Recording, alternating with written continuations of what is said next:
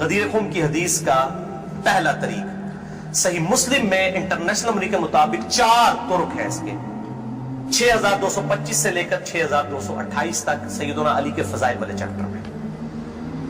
اس کا جو پہلا طریق ہے، طرق کہتے ہیں جمع کو، طریق کہتے ہیں ایک، یعنی جو روایت کی سند چل رہی ہوتی ہے اس کو ہم کہتے ہیں اس طریقے سے آئی ہے، اس وے سے آئی ہے، اس چین سے آئی ہے۔ پہلی چین صحیح مسلم 6225 سیدنا زید ابن ارقم سے، جو سابقون الاولون تھے، انہی کا وہ دار ارقم تھا جس میں نبی صلی اللہ علیہ وسلم دعوت حق بیان کیا کرتے تھے۔ تو زید ابن ارقم رضی اللہ تعالی عنہ علیہ السلام روایت کرتے ہیں، ان کے پاس کچھ تابعین آئے، صحیح مسلم 6225۔ انہوں نے کہا زید آپ کتنے خوش نصیب ہیں، شروع میں آپ نے اسلام قبول کر لیا، نبی صلی اللہ علیہ وسلم کے ساتھ آپ نے نمازیں پڑھی، آپ کے ساتھ جہاد کیا، آپ صلی اللہ علیہ وسلم سے ڈائریکٹ حدیثیں سنی، آپ کی صحبت کی، آپ تو بہت خوش نصیب ہیں۔ ہم آپ کے پاس صرف اس لیے آئے ہیں کہ آپ ہمیں کوئی ایسی بات سنائیں جو خود آپ صلی اللہ علیہ وسلم سے آپ نے سنی ہو۔ تو زید ابن ارقم نے کہا کہ میں بہت بوڑھا ہو چکا ہوں، ساری باتیں تو مجھے یاد نہیں ہے، اس لیے میری معذرت قبول کرو، البتہ ایک کریٹیکل بات مجھے یاد ہے کہ آپ صلی اللہ علیہ وسلم جب حجۃ الوداع سے واپس آ رہے تھے اپنی وفات سے تقریباً 3 مہینے پہلے، تو مکے اور مدینے کے درمیان ایک خم نامی جگہ تھی، پانی کے لیے پڑاؤ کیا غدیر خم پہ، اور یہ بات ہے 18 ذوالحجہ 10 ہجری کی، اور 11 ہجری میں آپ صلی اللہ علیہ وسلم کی وفات ہو گئی، ربیع الاول میں، تاریخ کنفرم نہیں لیکن دن سوموار تھا، صحیح بخاری میں آتا ہے۔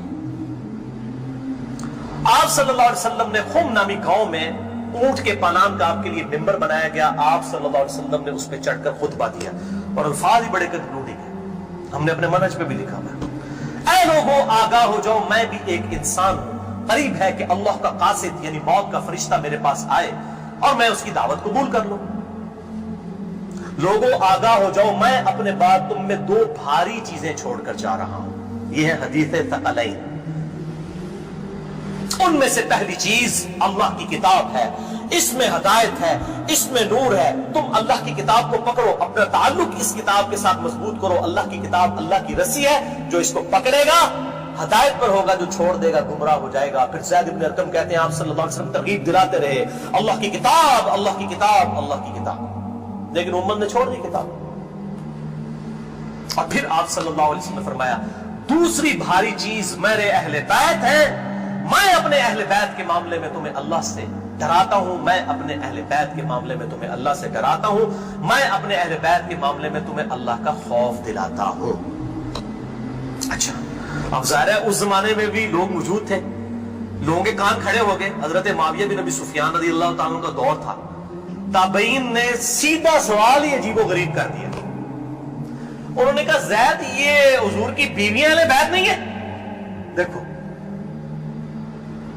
بجائے پوچھنے کے سینئر صحابی سے پوچھتے کہ اہل بیت کون ہے، ان کو فوراً پتہ چل گیا کام کدھر ہو ہی جا رہے ہیں، یہ حضور کی بیویاں اہل بیت نہیں ہے؟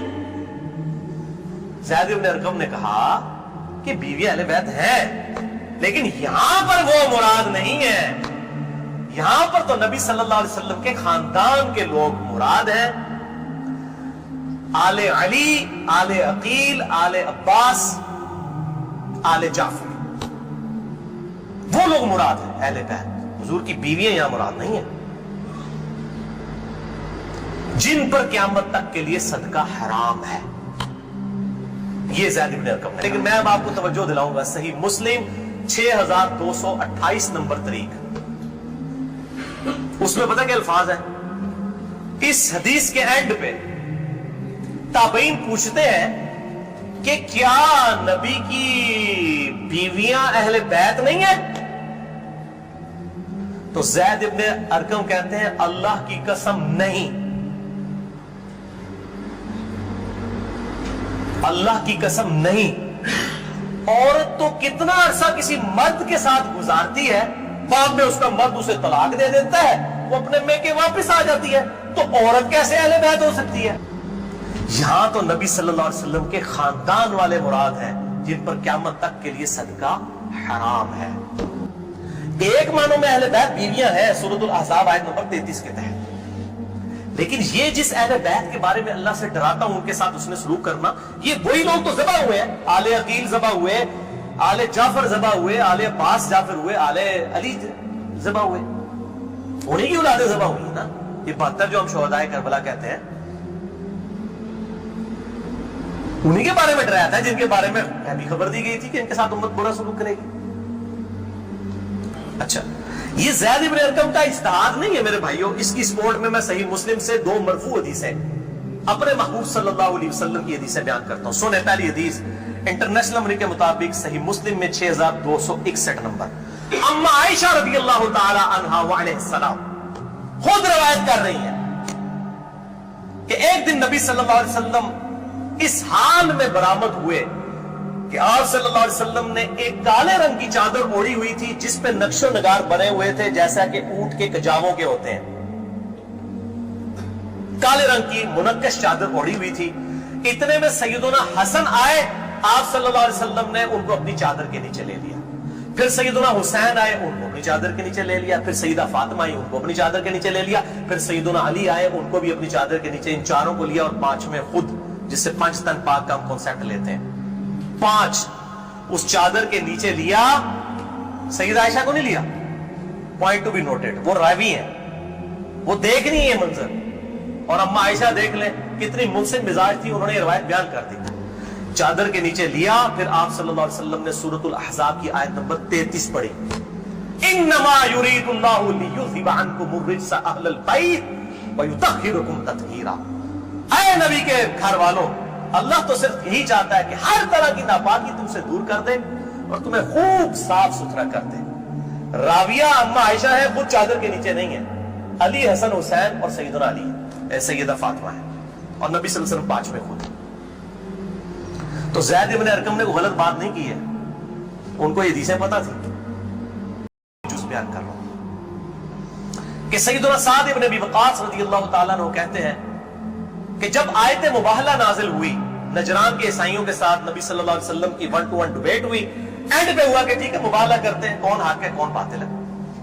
سورہ ال عمران آیت نمبر 61 نازل ہوئی، فَقُلْ تَعْالَوْا نَدْعُوا أَبْنَاءَنَا وَأَبْنَاءَكُمْ وَأَنفُسَنَا وَأَنفُسَكُمْ وَنِسَاءَنَا وَنِسَاءَكُمْ وَأَنفُسَنَا وَأَنفُسَكُمْ، کہ نبی صلی اللہ علیہ وسلم کو کہا گیا کہ ان کو کہو اپنے بیٹوں کو لے آؤ، ہم بھی اپنے بیٹوں کو لے آتے ہیں، تم بھی اپنی عورتوں کو لے آؤ، ہم بھی اپنی عورتوں کو لے آتے ہیں، تم خود بھی آ جاؤ، ہم خود بھی آ جاتے ہیں۔ پھر اللہ کے حضور اوپن میدان میں دعا کرتے ہیں، جھوٹے پہ اللہ کی لعنت، اس کو مباہلہ کہتے ہیں، لیکن نہیں آئے۔ سعد ابن ابی وقاص کہتے ہیں کہ نبی صلی اللہ علیہ وسلم، قرآن میں کیا حکم آیا تھا؟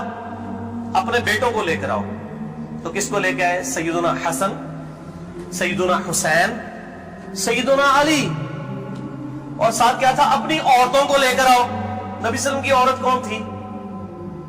سیدہ عائشہ، سیدہ حفصہ، باقی امہات المومنین، لیکن ان کو نہیں لائے، سیدہ فاطمہ کو لے کر آئے، پوائنٹ ٹو بی نوٹڈ۔ اور نبی صلی اللہ علیہ وسلم نے بھی، آپ دیکھ لیں قرآن میں حکم تھا عورتوں کو لے کر آؤ، بیویاں نہیں لے کے آئے، سیدہ فاطمہ کو ساتھ لے کے آئے۔ یہاں سے بھی 5 تن پاک والا کنسیپٹ، یہ پاک والا وہ معصومیت والا عقیدے کی میں بات نہیں کر رہا، اہل سنت کا جو عقیدہ ہے، منہج ہے، اس کی بات کر رہا ہوں۔ لہٰذا سیدنا زید ابن ارقم رضی اللہ تعالیٰ عنہ کی تشریح بالکل درست ہے۔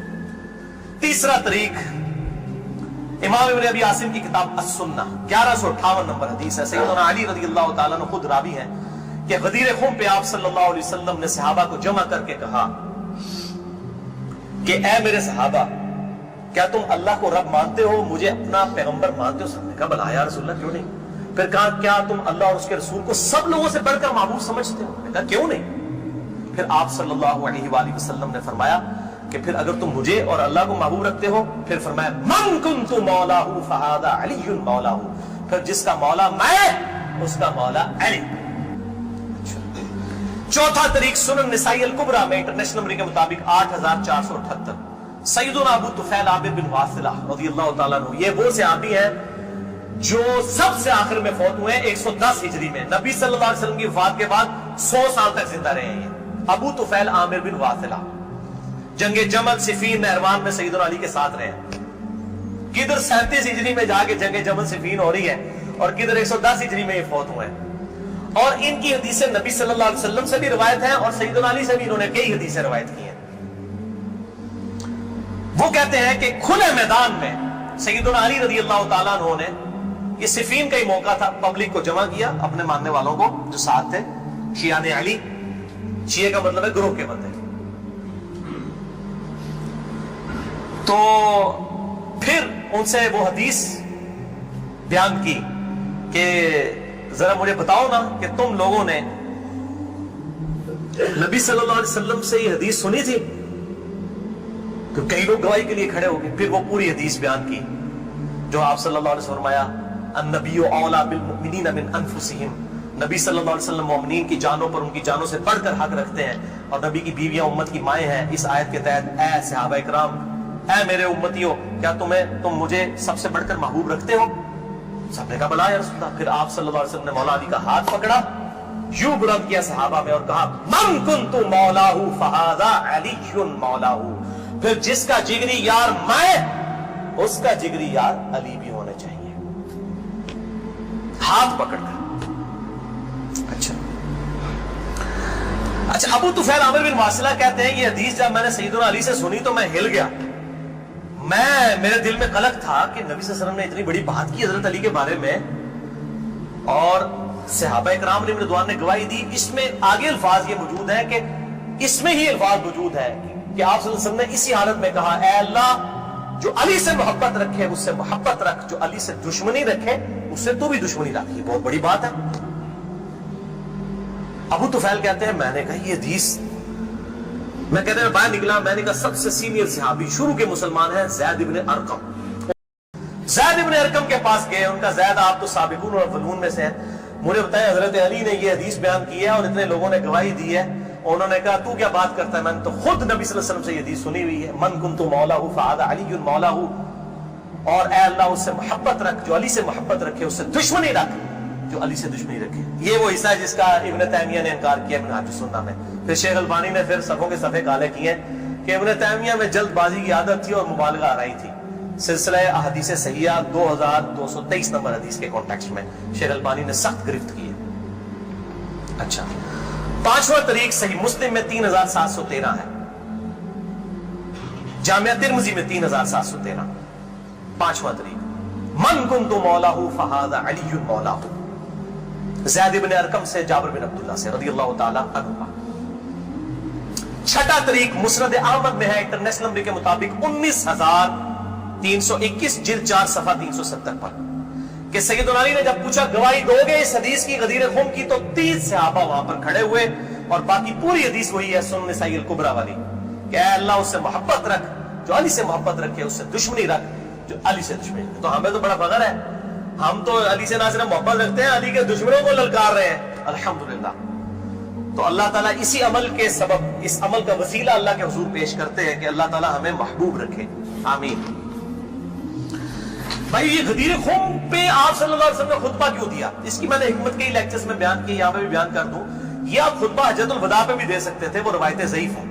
غدیر خم اس موقع پر پہنچ کر سب لوگ عرب کے جا چکے تھے سوائے اہل شام کے اور اہل مدینہ کے، اور اہل شام صفین میں سیدنا علی کے خلاف کھڑے ہوئے، اور اہل مدینہ میں جو کچھ لوگ تھے انہوں نے اہل مدینہ کے ساتھ زیادتی کی، کچھ ان کے ساتھ زیادتیاں ہوئی.